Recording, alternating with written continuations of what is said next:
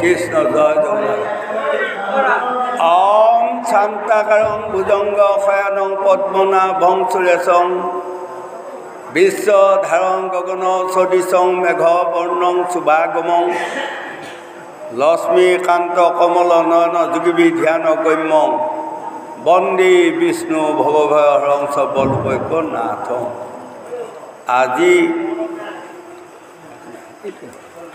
আজি নগাঁও কামপুৰ দয়ঙিয়াল গাঁৱৰ হৰি মন্দিৰত মহাভাগৱত অনুষ্ঠানত সমবেত হোৱা সাধু গুৰু বৈষ্ণৱ ভকত ভকতনী যুৱক যুৱতী শিশু কিশোৰী সবাৰ ওচৰণলৈ আমাৰ ধৰ্ম মাথাত থাকে।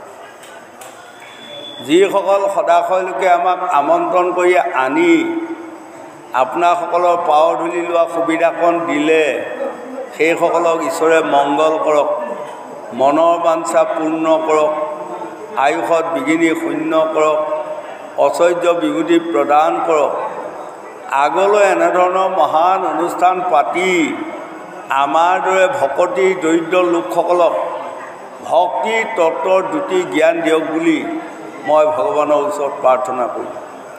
আৰু লগতে আপোনাসকলৰ এই মহাভাগৱত অনুষ্ঠানত আজি দশম স্কন্ধত কালিক দমন কৰি কেনেকৈ কালি হ্ৰদটো বিষ গুচাই অমৃত প্ৰচাৰ কৰালে, এইকণ কথা ইয়াতে ওলাই আছে। এইকণ কথা আমি অধমে দুআষী আপোনাসকলৰ মাজত ভাঙনি কৰি যাম। জানি বা অজানিতে আমাৰ অধমৰ অনেক আগপিছ হ'ব পাৰে। আটাইকণ আগপিছ মৈক্ষণ কৰি আমাৰ অধমকো দুটি ভাল জ্ঞান দিব বুলি সবাৰ চৰণতে মোৰ প্ৰণিপাত থাকিল। কাৰণ শাস্ত্ৰই কৈছে, হস্তিৰো পিছলে পাও সৰ্য নৰো বুৰে নাও আংক তুমি জানিবা সবাই। হে গুৰুসকল, হে মহাবৈষ্ণৱসকল, বৰ ডাঙৰ ডাঙৰ হাতীৰো কেতিয়াবা ভৰি পিছল খাই যায়, মহাসজ্জনসকলেও কেতিয়াবা নাওবোৰ খায়, আৰু আমি অধম বুলি কওঁতে ক'বাৰ ঠাই নাই। হয়তো অনেক আগপিছ হ'ব পাৰে, সকলোখিনি মৰীক্ষণ কৰিব। এই মহাভাগৱত আমাক চাৰি প্ৰকাৰে বুজাই গৈ আছে বা বুজাই যাব। প্ৰথম প্ৰকাৰটো বিশ্বত বুজাই গৈ আছে আমাক। বিশ্বত কিয় বুজাবলগীয়া হ'ল? পৰীক্ষিত ৰজাক যেতিয়া সিংহীমুনিয়ে অভিশাপ দিলে, 7 দিনৰ ভিতৰত তোমাক তক্ষকনাগে দংশন কৰক, তেতিয়া ৰজা নিৰুপায় হৈ ৰাজদৰবাৰত কন্দনৰ ৰোল কৰিলে। আৰু সেই সময়ত ঋষি মুনি পাত্ৰ মন্ত্ৰী প্ৰজাসকল সকলোৱে আহি বেৰি ল'লে। আৰু তেতিয়া ৰজা পৰীক্ষিতে কান্দি কান্দি ঋষিমুনিসকলক প্ৰশ্ন কৰিছিলে, গুৰুসকল মই এই অভিশাপত মৃত্যু হ'লে বাৰু মোৰ কি গতি হ'ব? তেতিয়া মুনিসকলে ক'লে, এই অভিশাপত যদি তুমি মৃত্যু হোৱা তেনেহ'লে 100 কোটি জন্ম তুমি কুকুৰ চিগাল গাহৰি গৰ্ভত জন্ম লৈ 20টা বৰকচু খাই ফুৰিব লাগিব। মুনিৰ মুখত দেৱে ই কথা শুনিলা, ভূমিত পৰিয়া ৰজা কান্দিবে লাগিলা। লগে লগে ৰজাই ভূমিত বাগৰি বাগৰি আজি কান্দিছে। ইয়াৰ উপায় কি? কিবা যদি উপায় আছে ঋষি মুনি গুৰুসকল, মোক কিবা এটা উপায় দিয়ক। তেতিয়া ঋষিসকলে উপায় দিলে। কোনোৱে ক'লে পূজা কৰা, কোনোৱে ক'লে যজ্ঞ কৰা, কোনোৱে ক'লে দান দক্ষিণা কৰা, কোনোৱে ক'লে তীৰ্থ ভ্ৰমণ কৰা, নানা ৰকমে পৰামৰ্শ আগবঢ়ালে। এই তেতিয়া পৰীক্ষিত ৰজাই কৈছিলে, গুৰুসকল আপোনালোকে যিবোৰ পৰামৰ্শ আমাৰ ধৰ্মক আগবঢ়ালে এইবোৰ পৰামৰ্শ মোৰ মনোগ্ৰাহী নহ'ল। এতিয়া মই দুটি প্ৰশ্ন দিম, এই প্ৰশ্ন দুটি উত্তৰ মোক দিয়ক। প্ৰথম প্ৰশ্নটো হ'ল, মোক সাপে খাওক তাত মোৰ আপত্তি নাই, কাৰণ মই যেতিয়া বেয়া কাম কৰিছোঁ মোক সাপে খোৱাটো বৰ ভাল। কিন্তু সাপে খালেও কেনেকৈ মই সাপ নেদেখিম, এই উত্তৰটো দিয়ক। 2 নম্বৰ প্ৰশ্নটো হ'ল, মই মৃত্যু হ'ম তাত মোৰ আপত্তি নাই, অকৰ্ম কৰিলোঁ মই মুখ পাইল কালে, সেইকাৰণে মৰণ মোৰ মিলুক অকালে। মই যেতিয়া ইমান বেয়া কাম এটা কৰিছোঁ আৰু মই অকালতে মৃত্যু হোৱাটো বৰ ভাল। কিন্তু মৃত্যু হ'লেও মই মৃতকৰ যন্ত্ৰণা কেনেকৈ নাপাম, এই উত্তৰটো লাগে। এই তেতিয়া 60,000 মুনিয়ে কৈছিলে, আপুনি যি দুটা প্ৰশ্নৰ উত্তৰ বিচাৰিছে ৰাজা, সেই দুটা প্ৰশ্নৰ উত্তৰ আমাৰ হাতত নাই। কাৰণ যাক সাপে খাব সি সাপ দেখিব, আৰু যিয়ে মৃত্যু হ'ব সি মৃতকৰ যন্ত্ৰণা পাব। এই কথাখিনি মুনিৰ মুখত শুনি ৰজাই আৰু হাৰো বিৰো লাগি নিজৰ বুকুতে নিজে হুকু মাৰি আজি বাগৰি বাগৰি কান্দি আছে। সেই সময়ত ব্যাসমুনি ওলালে। আহি ব্যাসমুনিয়ে ক'লে, হেৰা ৰজা তুমি ধৈৰ্য ধৰা, তুমি বহা। এই 60,000 মুনিয়ে আজি যি দুটা প্ৰশ্নৰ উত্তৰ দিব নোৱাৰিলে সেই দুটা প্ৰশ্নৰ উত্তৰ মই দিম, হয়নে? বোলে কি?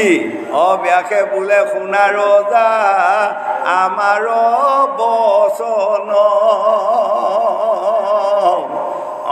গংগা তীৰে ভাগৱত কৰিও বন।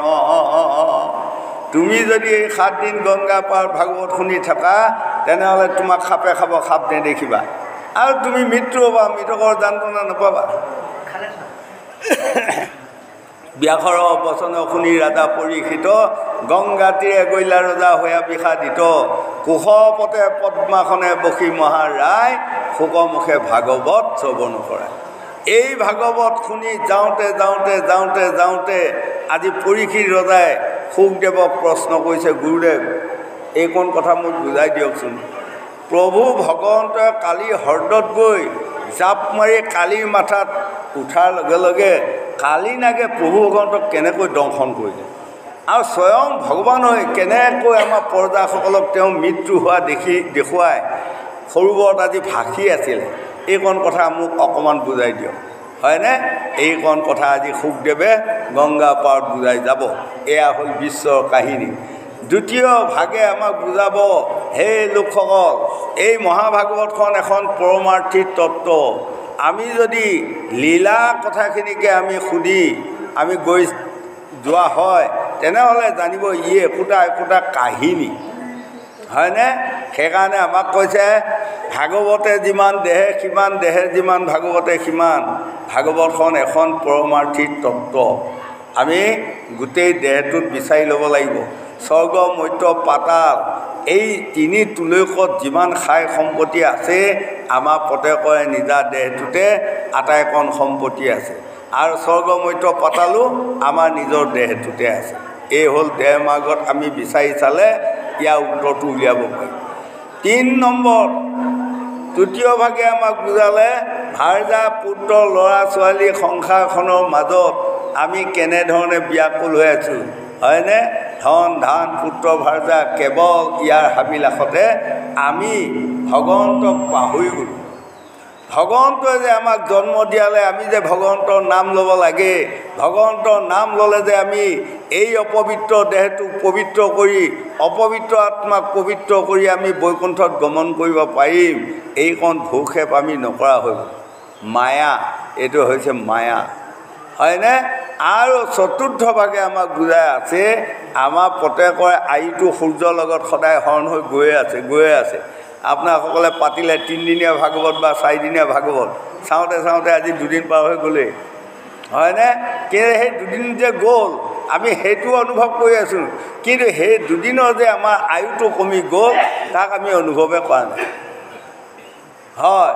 গতিকে মন কৰিব, আমাৰ আয়ুটো সদায় সূৰ্যৰ লগত হৰণ হৈ গৈ আছে। গতিকে সেই লোকসকল বৃথা আয়ু আমি খেদিব নাপায়। আমি দিনটো এই বেলি ওলোৱাৰ পৰা বেলি বহালৈ এই 12 ঘণ্টা, আৰু বেলি বহাৰ পৰা আকৌ বেলি ওলোৱালৈ 12 ঘণ্টা, 24 ঘণ্টাই এদিন। এই 24 ঘণ্টাত আমাৰ প্ৰত্যেকৰে নিজা দেহত প্ৰাণবায়ু অপানবায়ু আছে, 21,600 বাৰ অহা যোৱা হৈ আছে। এই 21,600 বাৰৰ মাজত যদি আমি 2-এবাৰ যদি প্ৰভু ভগৱন্তৰ নাম কোৱা অভ্যাস কৰা হয়, নাম শুনাৰ অভ্যাস কৰা হয়, হয়নে? ভকতৰ দৰ্শন লোৱা যদি অভ্যাস কৰা হয়, তেনেহ'লে মনুষ্য জন্ম সাৰ্থক হ'ল। আৰু যদি তাকে নকৰি কেৱল ধন ধান পুত্ৰ ভাৰ্যা মায়াতে আমি আবদ্ধ হৈ থাকোঁ, এই মায়াত আবদ্ধ হৈ থাকিলে সকলোৱে আমাক এদিন এৰা দিব। বৰ মৰমৰ মানুহ এগৰাকী, মই বা আপুনি, তেওঁ বা তেখেতে বিয়া কৰি আনিলে, বা এগৰাকী নাৰীয়ে এজন পুৰুষক বিয়া সোমালে, তেওঁলোকে বৰ ভাবি আছে আপোন। সেই লোকসকল কালি থাকি পৰহি দিনা শেষ বিচনাত যিদিনা মই পৰিম, 3 দিন বিচনাত পৰি থকাৰ পাছত মোৰ পৰিবাৰক হয়তো 3বাৰ মাতিব লাগিব মোৰ ওচৰলৈ, তথাপি আহেনে নাহে তাৰ পাছৰ কথা, হয়নে? ধন ধান পুত্ৰ ভাৰ্যা, আপোনাৰ 20 বিঘা মাটি আছে, পাৰিব 1 বিঘামান লৈ যাবা? নোৱাৰে। 20খন গাড়ী আছে, পাৰিব 1খনমান লৈ যাবা? নোৱাৰে। 20 কোটি টকা আছে, পাৰিব 10 টকীয়া এটামানকে লগত লৈ যাবা? নোৱাৰে, একো নাই। আহোঁতে শূন্য, যাওঁতে আমি শূন্য। গতিকে আমাক আজি গংগা পাৰত শুকদেৱে পৰীক্ষিতক বুজোৱা মানে আমাক বুজোৱা। সেই লোকসকল বিশ্বত দেখুৱালে পৰীক্ষিত ৰজা, আৰু আজি আমাক 1.5 মাহ আগত দেখুৱালে আমি সকলোৱে একোটি ৰাজা পৰীক্ষিত ৰজাক কেনেকৈ 7 দিনৰ ভিতৰত তক্ষকনাগে দংশন কৰিলে, আমাকো এই 7টা 12 ভিতৰতে কোনোবা এদিন বুধবাৰে, বৃহস্পতিবাৰে, সোমবাৰে, দেওবাৰে, বাৰটো বেলেগ হ'ব। এই 7টা 12 ভিতৰতে আমাক সকলোকে এদিন তক্ষকনাগে দংশন কৰিব, আৰু সেইদিনাই যাক ধৰিব কালে তাক ৰাখিব কি বুজা ভালে, লৈ যাওক নগাঁৱত, লৈ যাওক গুৱাহাটীত, লৈ যাওক দিল্লীত, লৈ যাওক পাটনাত, লৈ যাওক ভেলোত, কাম নাই, পঞ্চতংগত, হয়নে?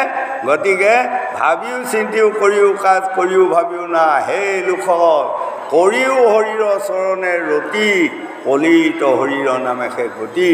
আমি নাম লৈ আমাৰ অপবিত্ৰ দেহ মনক পবিত্ৰ কৰি আমি কেনেকৈ ভগৱন্তক লাভ কৰিব পাৰিম, এইকণ কথা আজি পৰীক্ষিতক বুজোৱা মানে আমাক বুজাই আছে। পৰীক্ষিতক কৈ গৈ আছে, সাৱধান হৈ শুনা ৰজা, সাৱধান হৈ শুনা ৰজা। আজি পৰীক্ষিত আছে জানো? নাই। আমাক কৈ আছে, সেই লোকসকল আপোনালোকে প্ৰত্যেকে একোটি পৰীক্ষিত ৰজা, আৰু আপোনাসকলে সকলোৱে সাৱধান হৈ এই মহাভাগৱতৰ বাণীকেইটা শুনক। শুনি লৈ এই মৰ্মে আপোনাসকলে কৰ্ম কৰি যাওক।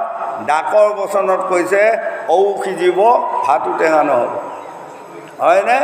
গতিকে আপোনালোকে মায়াৰ সংসাৰখনত ধন ধান পুত্ৰ ভাৰ্যা পৰিচালনা কৰাও হৈ যাব, আৰু লগতে ঈশ্বৰক লাভ কৰিব পৰাও ক্ষমতাটো পায়। আৰু তাকে নকৰি যদি কেৱল আমি মায়াতে আবদ্ধ হৈ থাকোঁ, এই মায়াই আমাক কেতিয়াও ৰক্ষা নকৰে। 4 বেদ 14 শাস্ত্ৰ 18 পুৰাণে আমাক তাকে বুজাই আছে। গোবিন্দ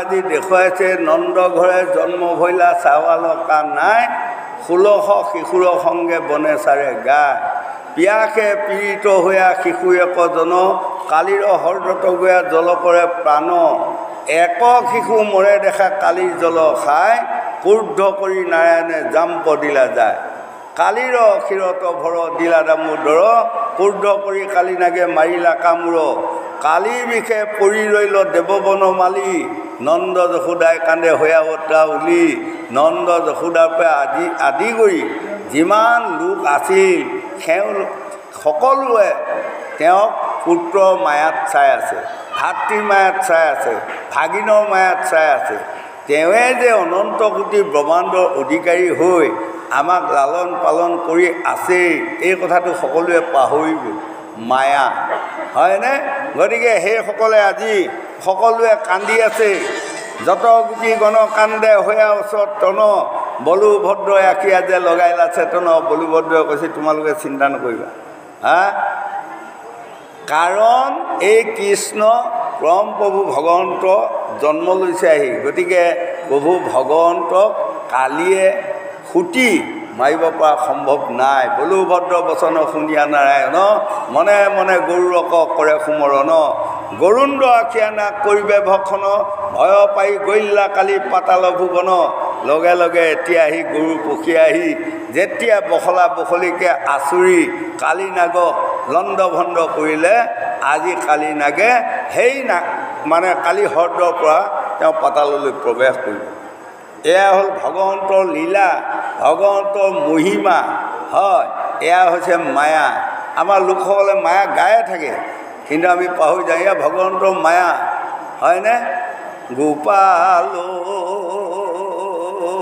অ গোপাল তোমাৰ মহিমাই আমি বুজিবুকে মনে ধেনু চাৰি ফুৰা প্ৰভু তুমি বৃন্দাবনে গোপাল অ গোপাল তোমাৰ মহিমাই আমি বুজিবুকে মনে সেই লোকসকল নন্দ ৰজা আপোনাসকলেও কয় আমিও কওঁ সকলোৱে কয় ন সেইডাল কিহৰ ৰজা দিয়কচোন কওক তেওঁ যদি এজন ৰজা হয় তেওঁৰ ঘৰত থকা গৰুকেইটা দুটা কামলা দি চৰাব নোৱাৰে জানো গুৰুসকল কওকচোন নহয় তেওঁনো বলুভদ্ৰ কৃষ্ণহে গৰু চাৰিব যাব লাগেনে এয়া ভগৱন্তৰ মায়া সেইকাৰণে আপোনাসকলে পাবগৈ যিদিনা দৈৱকী মাতৃয়ে কৃষ্ণক খাবত মাৰি ধৰি ডুগুৰি কান্দিব কি পুত্ৰ ধুৱাই নাপালোঁ খুৱাই নাপালোঁ কোলালৈ নাপালোঁ মাতৃৰ চেনেহ ক'ত কৃষ্ণক প্ৰশ্ন কৰিছিল দৈৱকীয়ে মাতৃৰ চেনেহ ক'ত পুত্ৰসকলৰ লগত সৰু কালত যেতিয়া কোলা পকচা লৈ ফুৰিব সেই এটা আদৰ মৰম চেনেহ ধুৱাব পখলাব খুৱাব হয়নে তাতকৈ আনন্দৰ বিষয় কিবা আছে কিন্তু মই তোমাক ধুৱাবও নাপালোঁ খুৱাব নাপালোঁ কোলা পকচা ল'ব নাপালোঁ এতিয়া কিন্তু কি হ'ব মই দাঙিব নোৱাৰোঁ তোমাক কেনেকৈ কোলা ল'ম কেনেকৈ পকচা ল'ম মোৰ ভাগ্যতনো এইটোৱে নে মই জন্ম দি আৰু মই তোমাক তন খুৱাব নাপালোঁ এই বুলি আজি দৈৱকী মাতৃয়ে ডুগুৰি কান্দিছিলে আৰু তেতিয়া কৃষ্ণই স্বয়ং দৈৱকী মাতৃৰ চকুলোকণ মুচি দি কৈছে মাতৃ তুমি বেজাৰ নকৰিবা বিধতা বুলি কোৱা বস্তু এটা আছে তাৰ ওপৰত আমি কোনো ডাঙৰ হ'ব নোৱাৰোঁ। বিধিৰ লিখন নদায় খণ্ডন কাৰো শক্তি আছে তাক কৰিবে মোচন। আপোনাৰ কপালত বিধাতাই লিখি দি পঠিয়ালে তুমি জন্ম দিবা তন খুৱাবা নাপাবা। আৰু মোৰ কপালত বিধাতাই লিখি দিল তুমি দৈৱকী গৰ্ভত জন্ম ল'বা, যশোদাৰ তন খাবা, বৃন্দাবনত কৰ পৰা ভাত খাই গৰু চাৰি চাৰি ভাত খাবা। গতিকে এয়া হ'ল লিখন। সেইটোকে আমাক কৈছে এই লোকসকল আমিও এইটো জীৱনত যে আমি যি কৰ্মত যোনে ব্যস্ত হৈ আছোঁ জানিব এয়া হ'ল আমাৰ একোটি একোটি বিধিৰ লিখন। এই বিধিৰ লিখন আকৌ আগলৈ আমি ভাল কৰিবলগীয়া হ'লে এইটো জন্মত উঠি অহা যুৱক যুৱতী প্ৰজন্মসকল মহাভাগৱতৰ কথা কাণ দিয়ক। কাণ দি আপোনাসকলে দিনে ৰাতিয়ে ভাল কাম কৰিবা যত্ন কৰক। যদি আপোনাসকলে ভাল কাম কৰি যায় তেনেহ'লে জন্মে জন্মে য'তে যাব ত'তে আনন্দ ৰং ৰহস্য শান্তি সকলো পাব। আৰু যদি আমি বেয়া কাম কিছুমান কৰি গুচি যাওঁ তেনেহ'লে পৰজন্মটো আমি অ'ত চকু পানী টুকিব লাগিব, ত'ত চকু পানী টুকিব লাগিব, আমাৰ ৰেহাই নাই, হয়নে? গতিকে যুৱক যুৱতী প্ৰজন্মসকল আহা, সকলোৱে চাপি আহা, চাপি আহি এই ভাগৱত মহাধৰ্মৰ কথাখিনি শুনা, শুনি ইয়াক পালন কৰা। তেনেহ'লে তোমালোকৰ বিধি লিখনবোৰ সকলোৱে ভাল হ'ব আৰু জন্মে জন্মে শান্তি পাব। সেইকাৰণে আপোনাসকলে সপ্তম স্কন্ধত পায়ে গৈছিলে। সপ্তম স্কন্ধত প্ৰহ্লাদে দৈত্য শিশুসকলক কৈছিলে শুনা হেৰা দৈত্য শিশু এৰা আন কৰ্ম, কুমাৰ কুমাৰী কালতে লোৱা ভাগৱতৰ ধৰ্ম। সৰু কালৰ পৰা যেতিয়া ভাগৱতৰ ধৰ্ম কথা যিসকল লোকে শুনে সেইসকলে নিশ্চয় ইহকালে পৰকালে মুক্তি পায় বা শান্তি পায়, হয়নে? আজি আমি সকলোৱে একেলগে ভাগৱত শুনিবা সুবিধা এটা পাইছোঁ। কাৰণটো কি? নিশ্চয় কোনোবা এটা জন্মত আমি এইসকল লোকে ক'ৰবাত লগ লাগি মহান ভাগৱত বৈষ্ণৱৰ ধৰ্মৰ কথা আমি আলাপ আলোচনা কৰা অকণমান পুণ্য আছে। সেইকাৰণে কোনোবা দুজন মানুহক হৃদয়ত খুন্দিয়াই দি আছে, হয়নে? আমুকজন মানুহ মৰিগাঁৱত আছে, মাতিলৈ গুচি আহক, তাৰমানে মোৰ পুণ্য সঞ্চয় আছে, আজি আপোনালোকৰ পাৱৰ ধূলি মাথাত লোৱা সুবিধাটো মই পাম। গতিকে এইসকলে খুন্দিয়াই দিয়াত মাতিলৈ আহিব বাধ্য, এয়াই হ'ল। গতিকে ঘোষাত মাধৱদেৱে লিখিছে যাৰ পুণ্য আছে অক্ষয় খাত, সিটোজনে কাণ পাতে কৃষ্ণৰ কথাটো।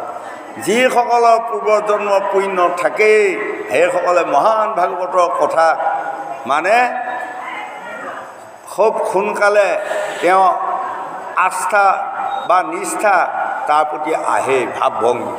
আৰু যিসকলৰ পূৰ্বজন্মৰ পুণ্যৰ ফল নাই সেইসকলৰ আস্থা কেতিয়াও নাহে বা ভাৱনাও নাহে। গতিকে আমি সজনৰ সাধুৰ সংগ লৈ আমাৰ এই মনটো ইন্দ্ৰিয় বৰ্গ ৰিপু ধাতু গুৰিয়ালটোৰ নাম হ'ল মন। আমাৰ পঞ্চটা ভূতৰে সৈতে তৈয়াৰ কৰা এইটো দেহ, শীত অপ তেজ মোৰ বম। আৰু ভাঙি ল'ৰা ছোৱালীসকলক বুজাই ক'বলগীয়া হ'লে মাটি পানী আকাশ বায়ু অগ্নি এই পাঁচটা ভূতৰে আমাক সকলোকে তৈয়াৰ কৰিছে। আৰু পাঁচটা কৰ্মেন্দ্ৰিয় আছে, হাত ভৰি গুহ্যলিংগ মুখ। পাঁচটা জ্ঞানেন্দ্ৰিয় আছে, নাক কাণ চকু জিভা তত। তাৰ লগত আছে বন বুদ্ধি চিত, হয়নে? তাৰ লগত আছে তিনিটা গুণ সত ৰজ তম। তাৰ লগত আছে ছটা ৰিপু লোভ মোহ কাম ক্ৰোধ মদ মাশ্চৰ্য। আৰু যিদিনা মই বা আপুনি তেওঁ বা তেখেতে আই মাতৃ গৰ্ভৰ পৰা আমি আহিব ওলাওঁ সেইদিনা আকৌ প্ৰভু ভগৱন্তে দুটি বস্তু দিলে আমাক, ক'লে এই দুটি সম্পত্তিও তুমি লৈ যোৱা। তেতিয়া মই কাণে কাণে ঈশ্বৰক সুধিছিলোঁ কি তাৰ নাম কি? এই দুটি নাম কৈছে এটি নাম কাল, এটি নাম মায়া, হয়নে? মই গৰ্ভতে আই গৰ্ভতে শুনি বৰ ভাল লাগিল, দুটা সম্পত্তি পালোঁ আকৌ। কিন্তু এতিয়া এই সংসাৰখনত দেখিছোঁ পদে পদে বিঘিনি ঘটোৱা এই দুটাই আমাৰ বস্তু সকলোৱে কাল আৰু মায়া, হয়। এই দুটাক আপোনাসকলে চম্ভালিব পাৰিব লাগিব। কাৰ দ্বাৰা? মনৰ দ্বাৰা। মনক কাৰ দ্বাৰা চম্ভালিব? সজনৰ দ্বাৰা। আমি যদি সজনৰ সংগ লওঁ, সাধুৰ সংগ লওঁ, সাধুৰ পাৱৰ ধূলি মাথাত লোৱা অভ্যাস কৰোঁ তেনেহ'লে এই মন চঞ্চল মনটো স্থিৰতা আহিব।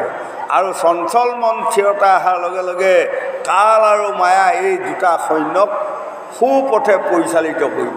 যেতিয়া আমাৰ সুপথে পৰিচালিত কৰিব তেতিয়া আমি জল জল ফট ফট এই পৃথিৱীখন যে কি মায়াত আবদ্ধ হৈ আছে তাক আমি বুজি পাম।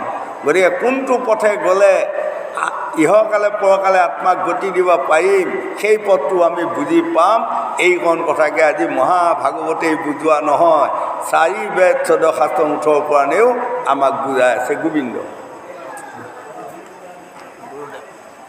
আপোনালৈ এটা প্ৰশ্ন আহিছে, এজন পৰমাৰ্থ তত্ত্বৰ বিষয়ে বিস্তৃতভাৱে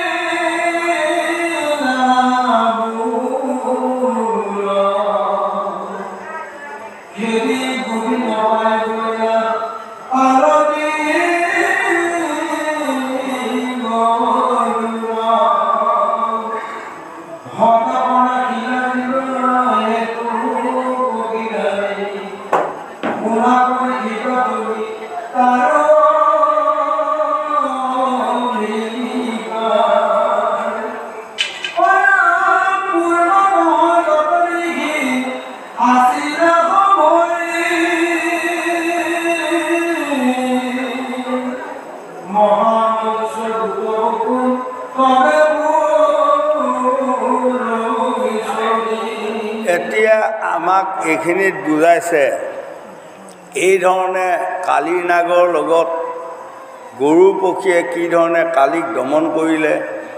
প্ৰভু ভগৱন্তৰ আজ্ঞা মানি কালী হৰটো কেনেকৈ পবিত্ৰ হ'ল। আগতে কালী হৰটোৰ ওপৰে যদি এটি পক্ষী পোখাও উৰি যায় লগে লগে বিষ লাগি আহি পুৰি মৰি যায়। আৰু কালীৰ হ্ৰদৰ পাৰত এডাল গছ আছিল, সেইডালৰ নামে হ'ল কদম গছ। কদম গছডাল কিন্তু জীয়াই আছে, তাৰ বাহিৰে তাত আৰু গছ গছনি ক'তো পাবৰ নাই। সেইকাৰণে গংগাৰ পাৰত পৰীক্ষিত ৰজাই আকৌ শুকদেৱক প্ৰশ্ন কৰিছিল যে গুৰুদেৱ এইকণ কথা বুজাই দিয়কচোন, যদি ওপৰে চৰাই এটা গ'লেও বিষ লাগি পৰি মৰে আৰু ওচৰে পাঁজৰে ক'তো গছ গছনি তৃণটোৰ লতা নাই, বিষ লাগি সকলো মৰি গ'ল, কদমডাল কেনেকৈ জীয়াই আছে। আৰু তেতিয়া গংগাৰ পাৰত শুকদেৱে পৰীক্ষিতক বুজাই আছে, যিদিনা সাগৰৰ পাৰত দেৱতাৰ দৈত্যসকলক মোহিনী কন্যা ৰূপে তেওঁ অমৃত পান কৰাইছিল, হয়নে? মোহিনী কন্যা ৰূপে কাষত অমৃতৰ কলহটো লৈ একাদিক্ৰমে দেৱতাসকলক দি আৰু দৈত্যসকলক বঞ্চিত কৰি ধুমাধুম কলহটো গৰু পক্ষী উঠাই লৈ গুচি গৈছিল। কিন্তু এই বাকী বাকী দি যাওঁতে যে নিগৰি কেইটুকমান কলহটোত পৰিছিলে, এই উৰি যাওঁতে এই কদম গছডালত সেই কেইটোপাল পৰিলে।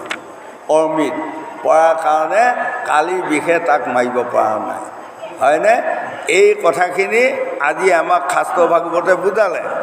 আৰু শাস্ত্ৰ ভাগৱত মানে কি হ'ল, আমি সকলো শুনা মানে অজ্ঞানতা দূৰ কৰা।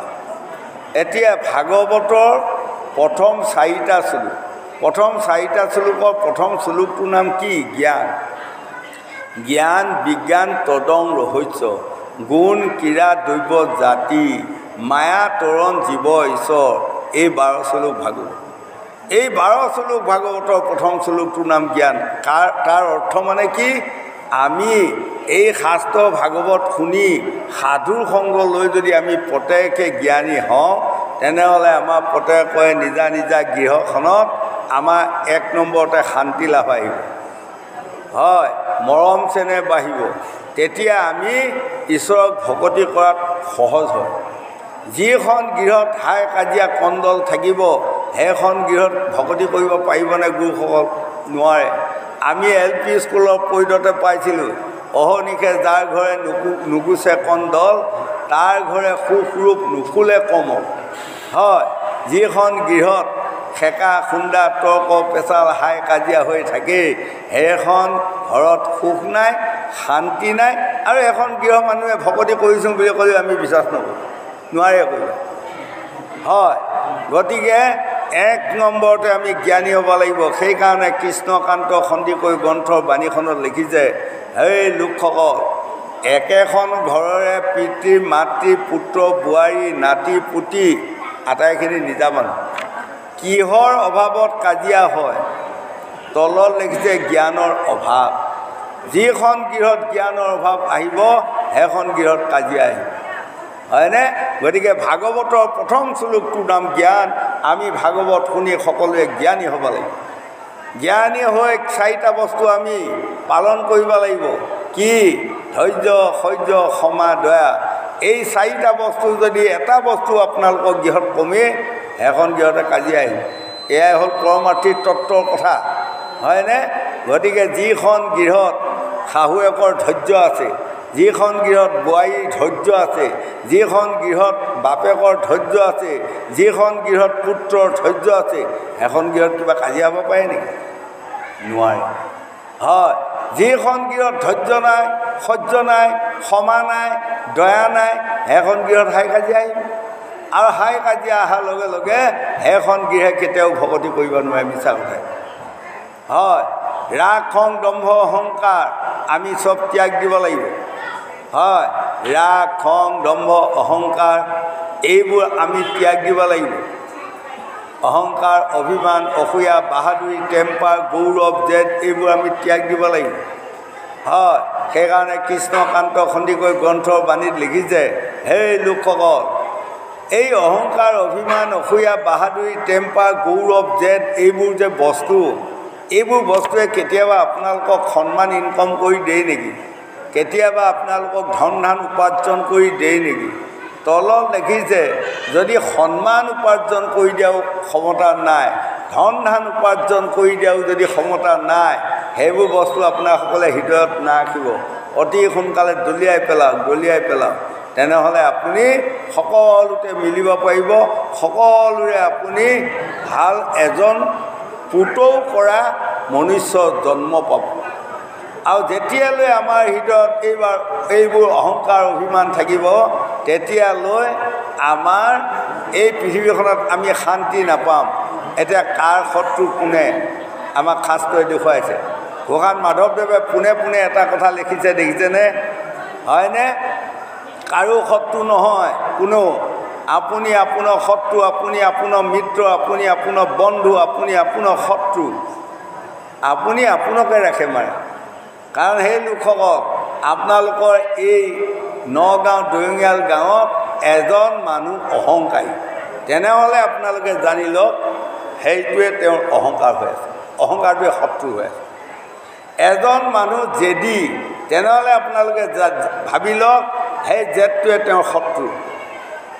হয় এজন মানুহে পৰৰ অপকাৰ সাধন কৰা স্বভাৱ আছে তেনেহ'লে জানি লওক সেইজন মানুহ সেইটোৱে শত্ৰু গতিকে কাৰো শত্ৰু কোনো নহয় নিজৰ স্বভাৱৰ শত্ৰু আমি নিজে গতিকে আমি মহাভাগৱত শুনি আমাৰ হৃদয়ৰ পৰা বেয়া স্বভাৱ বেয়া যিকেইটা আমাৰ স্বভাৱ প্ৰকৃতি আছে 24টা তৎ 5টা ভূত নোম চাল মাংস তেজ সমুদ্ৰত কোনে কৰি আছে মেলা 24 তত্ত্বলৈ পঞ্চভূতসমে কোনে খেলি আছে খেলা তাৰোপৰি 24টা স্বভাৱ প্ৰকৃতি তাৰোপৰি আমাৰ 24টা ভাৱ আছে আটাইসকলক যিদিনা আপুনি বৎসতা স্বীকাৰ কৰিব পাৰিব এই সোপা এজাকো গৰু এই গৰুজাকক এটা গৰখীয়াই যেতিয়া লৈ ফুৰা বনাব পাৰিব তেতিয়া ঘূৰি আহ বুলি কওঁতে গৰুজাক ঘূৰি আহে আৰু যদি আপুনি গৰু সোপা বনাব পৰা নাই তেনেহ'লে এটা পূবত এটা পশ্চিমত এটা উত্তৰত দক্ষিণত যাওক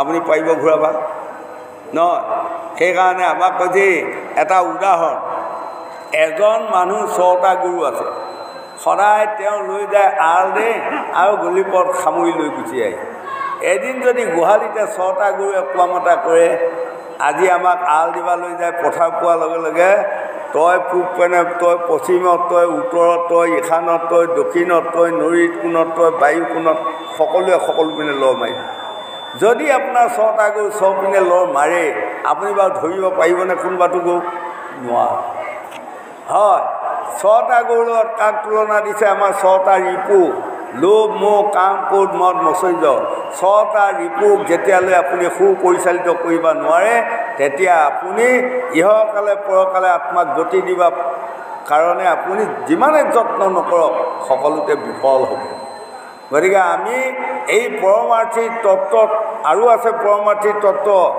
আমাৰ এই গুৰুজনে কাগজ এটুকুৰাত লিখি দিছে পৰমাৰ্থিক তত্ত্ব মানে কি আৰু আমি কৈ যাম আপোনাসকলৰ মাজত আপোনাসকলে নিশ্চয় কাণ ভৰি শুনি তাক ভাল পাব গতিকে আমি সৰু কালৰ পৰা বা ছোৱালী কালৰ পৰা আমাৰ যিসকল ল'ৰা ছোৱালীয়ে পৰমাৰ্থিক তত্ত্বৰ কথা অকণমান শুনি যায় সেইসকলৰ দম আহিব খম আহিব ধৈৰ্য আহিব জ্ঞান আহিব তেনেহ'লে সেইসকলৰ পৃথিৱীত কোনোদিনে অশান্তি আহিব নোৱাৰে ভাগৱতে আমাক তাকে বুজাই আছে গোবিন্দ